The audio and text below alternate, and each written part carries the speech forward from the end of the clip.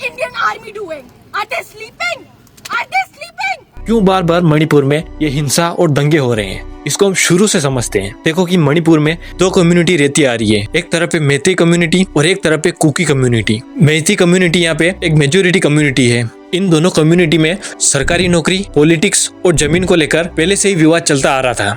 लेकिन 2023 में मणिपुर के हाईकोर्ट ने एक ऑर्डर दिया कि मैती कम्युनिटी जो है उसे एसटी शेड्यूल में रखा जाए। जब इस ऑर्डर को कुकी कम्युनिटी ने सुना तो उन्होंने कहा कि ये लोग पहले ही मेजोरिटी में है और इनको एसटी शेड्यूल में डालकर रिजर्वेशन दिया जा रहा है, तो हमारे लिए क्या बचेगा। और यहीं से हिंसा भड़कना शुरू हुई, जिसके कारण इस हिंसा में 1700 घर जला दिए गए और लगभग 60,000 लोग अपने घर से बेघर हो गए। और इसी हिंसा को देख सेंट्रल गवर्नमेंट को प्रेसिडेंट रूल लगाना पड़ा, जिसके बाद ये हिंसा थोड़ी कम हुई। अब लगभग 2-3 दिन पहले, अब 6-7 अप्रैल की रात को एक बीएसएफ जवान जिसका नाम ओइनम था, उसके घर पे पहाड़ों से एक रॉकेट दागा गया। अब ये रॉकेट जैसे उस जवान के घर पे गिरा तो उस घर में उनकी पत्नी, 6 महीने की बेटी और 5 साल का बच्चा सो रहा था। अब इस रॉकेट ब्लास्ट में उन दोनों की वही मौत हो जाती है। और इस ब्लास्ट का इल्जाम मैती कम्युनिटी ने कुकीज कम्युनिटी पर लगाया, क्योंकि कुकीज कम्युनिटी पहाड़ों में रहती थी। लेकिन कुकीज कम्युनिटी ने साफ साफ मना कर दिया कि उन्होंने ये काम नहीं किया। लेकिन अब इस केस को एनआईए को सौंप दिया गया है।